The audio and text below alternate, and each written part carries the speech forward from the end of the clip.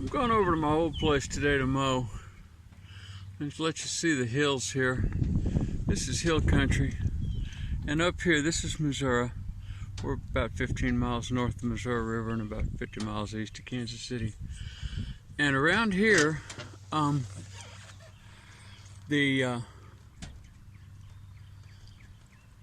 land is too hilly for modern farming. My place, which I'll show you when we get there, which is 2 hills farther on, is considered to be 90 to 95% eroded, which means there's almost no topsoil at all left. All this land was just as steep when the white settlers got here in 1830, 1835 as it is now, and the first thing they did was cut down all the trees and plow the ground. And of course, it rained on that plowed ground and washed off all the topsoil. And this is just to give you a little look. We're still a mile away. I'm going to be wearing my phone on my chest for some of this mowing and to make this illustration visible. We're on the Ventrac. This is the Ventrac. That's its mower deck out there. There's its steering wheel, and it's noisy, so I've got it shut off right now. A little later on in this video, I'm going to let you hear the noise too. But that's all for right now. Here's my old house.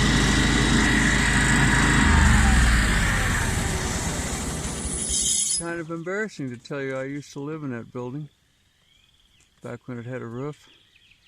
And as its owner, I've let that happen to it. I'm not proud. That's the front yard, goes out to the road. Up there, lost in the forest, is a barn. Here's a falling down machine shed. I turned my back on this place because of events which I still prefer not to remember too well if I can help it. But I've come back here with the hope of restoring it to habitable in a way other than just having someone come in here with a bulldozer. I'm going to go on up to the hilltop now and show you that. Okay, now I can't see for sure what you can see because I'm wearing this on my chest. This place was all grassland 20 years ago. There were about 4 trees visible from where we're standing, maybe 5, 20 years ago. And for reasons which I don't want to go into, I abandoned this property even though I still own it. And recently it has come to mind that I would like to try to restore it to habitability and to something that a person could use and manage as a woodland savanna agroforestry food and fiber farm.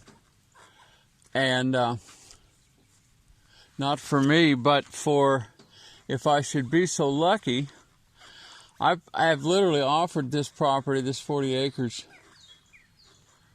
to be split between 2 families who would live on it, work it with animals, preferably donkeys, and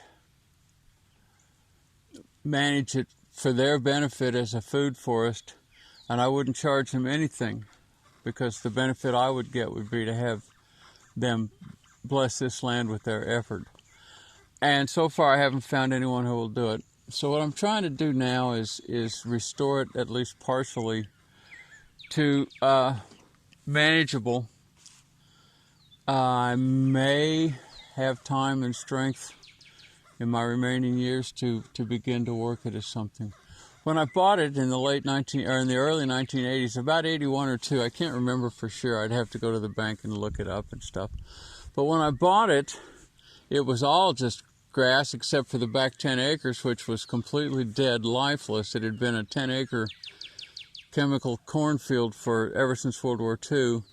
And when they quit putting chemicals on it, it literally would not even grow weeds. It was just bare red soil for about 2 years before even the toughest weeds started to grow back on it. It was an education. I'm using the Ventrac, which is a mowing tractor, to do this. Because of the trees, I couldn't mow this with the animals, even if I had them fully trained and a good animal-powered mower. I have mowed this in the past with Belgian horses and a horse-drawn mower, but that was before it looked like this. So, what I'm going to do here is I'm going to let you hear and see some of what trying to clear this land with the Ventrac is like. But not just yet. We'll get to that. All right, now what I'm going to do here, I'm going to start up the mower, and you're going to have to listen to it for a while. I would suggest that as soon as you hear it, you just mute the video until you see everything stop again. You'll probably see me reach out here and set this brake, and when I do that, I'll shut off the motor and talk some more, because you don't want to listen to this motor. But if you watch my donkey drawn videos, I often talk about the sound difference. And because that's so important to me as part of my reasoning behind my ways of working, I'm going to record the noise that goes with using this type of machine. And then later on, I'm going to talk about options a person would have. What this is, like I said earlier, 20 years ago, I quit managing this. And if humid grassland, this is Missouri, we have about 33 inches of annual moisture here, historically at least. And if grassland, the only way grassland can stay as grassland, it has to be set back in what's called succession. All this vegetation you see in front of you here, these are early succession plants. This nearest one is they call it Osage orange. Around here we also call them hedge trees. Those in there, those are mostly chokecherry, which grow up in little thickets. These single stalks with the reddish brown stalk and the green leaves, those are blackberries. There's a maple tree there with the red leaves. All these are early succession plants. Either large grazers like buffaloes or cattle have to come through here on a regular basis and just stomp everything down and eat everything and shit on everything and move on, or fire has to occur, either human set or natural, or it has to be mowed. One of those three forces, those are the only three forces I know of. Of course, there's always, I guess, spray poisons. But those are the sorts of forces that will prevent succession to forest from taking place. This whole property is trying to turn back into a forest. I say back into, naturally it wasn't a forest. Naturally it was savanna, which is grassland with trees dotted through it. And savanna is the most productive in biomass terms of basically any dry land habitat. But now, because I turned my back on it, and because there's the forces that keep it from turning into a forest instead of a savanna have been inhibited. In other words, there's no big grazers here, there's no buffalo come here, there's no cattle, there's no nomadic pastoral herds people who come through with their cattle. So it's just grown up like this, and I'm trying now to set it back with this mower. There are other ways that could be done, and I'll discuss that after a bit. But anyway, hold your ears. Here comes the racket. Here comes the brutality.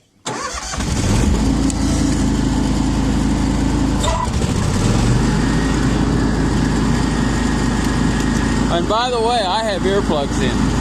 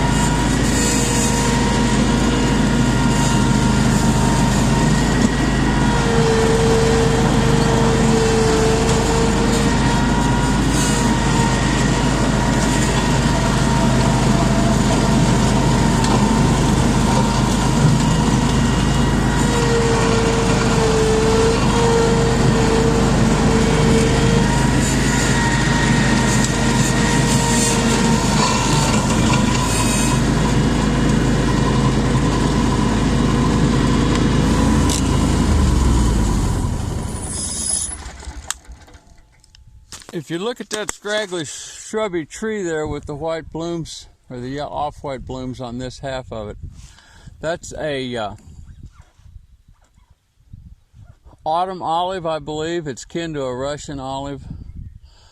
And what I did, I wanted to turn this property, which was mostly, like I said, grassland, I wanted to make it into a place where wildlife could live. And I didn't realize at that time that the same land which was the most productive for wildlife would be the most productive for humans, and that would be a savanna food forest. Had I known that, had I known about permaculture, had I known about agroforestry, had I understood any of these concepts at that time, I would have managed this drastically differently. What I'm looking at here is the living proof of my own ignorance at work. But I went to this Missouri Department of Conservation looking for things which would enhance this as wildlife habitat. And as I said, at that time I thought, and I believe many humans still think, that the ideal wildlife habitat and the ideal human habitat would not be identical. As it turns out, the same things that make the most food for wildlife also make the most food for humans, and we could all live here much richer than we choose to now. But that autumn olive there, the Conservation Department now discourages planting those because they're invasive and become a major pain in the neck, as they have on this property. But at that time, you got those in what they called wildlife bundles. And so I planted those invasive trees all over this farm, not all over, but many places on this farm. And they produce nothing of value for humans, and they're not that great for wildlife. Whereas had I known, I could have been planting Chinese chestnuts, I could have been planting persimmons, I could have been planting pawpaws, I could have been planting acorns. I could have been planting things which provide food for both us and them. And part of what I do with my videos now is to try to spread the information that I came by so late in life. When I moved onto this farm, I was in my 30s, and now I'm in my 70s. And so I've lost a lot of time and a lot of opportunity, and now all I can do is a kind of a near feudal rearguard action. I do so wish I could find someone who would come onto this land and begin to manage it. I'd help with information. I'd even help with money. But I have neither the strength nor the time at this age of my life, and I have another farm I'm working on. Anyway, I'm going to do a little more mowing here with you watching, and then I'm just going to shut off the camera and put it in my equipment storage that I have here on, and I'm just going to spend about the next 5 or 6 hours mowing down these trees and thickets. But you might as well watch a little more if you choose to. And once again, I always appreciate you coming along.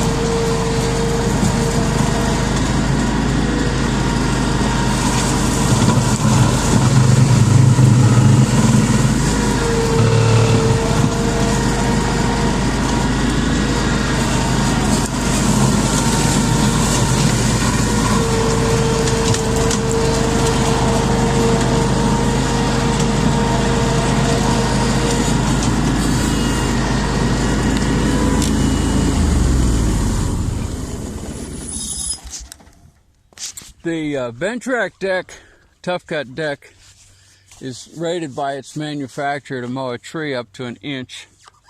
And I've pushed it and mowed trees somewhat larger than 1 inch, although I've broken mine several times by abusing it and have had to do a lot of repairs that if you followed the instructions you wouldn't have to do.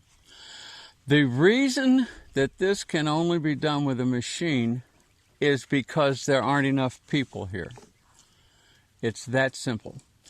If this were a community of smallholders, each of whom had a donkey and a cart and a machete, you could get 10 or 15 people up here, and they could cut each of these small trees with a machete and put it on their cart, and then they could take all these trees, allow them to air dry, and then run them through a biochar process and turn all this biomass into char, which would tie up carbon for at least 1,000 years.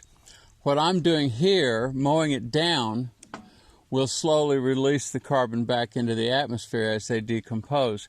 So this process does not significantly help to alleviate climate change.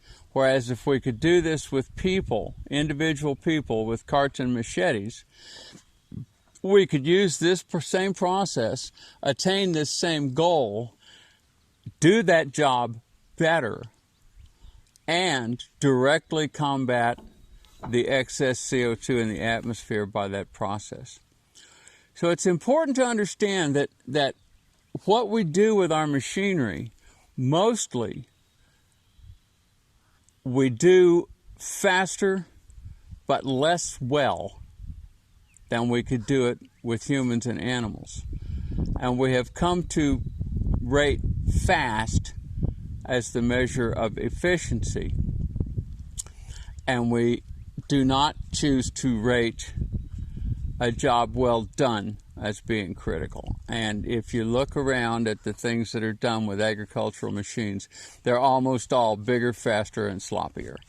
So I kind of regret not having the opportunity to do this work with humans. I would work with them. I would be one, but I wouldn't be all. And see, as it is, since the countryside is so sparsely populated, you wind up with this kind of crap, abandoned land, which could be of value, being sloppily restored by one man with a machine instead of being well restored, skillfully restored by a group of people with animals for power and a shared vision of solving the problems of the 21st century. Anyway, that's all I'm gonna record for today, because you can see I'm gonna mow all this crap down all I can. Everything that's bigger than about 1 inch or 1.5 inches, I'll have to mow around that and leave it, and then either I or someone else in the future will have to deal with those trees. The ideal thing would be to have a lot of trees here, but not have them be, early succession trees, but instead to have them be food forest trees. We could hop the succession. We could go straight to the chestnuts and straight to the walnuts and straight to, of course, persimmons are early succession, but straight to the things that provide food for us and habitat for humans, for wildlife. Our needs and theirs are not in conflict. Our wants and their needs are in conflict, but our wants and our needs are in conflict. The life that we have chosen provably makes a significant percentage of our people obese and sick. Just provably does. You can see it.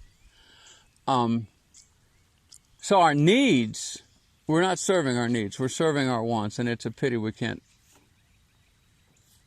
see that it could be better otherwise. Anyway, that's all I've got.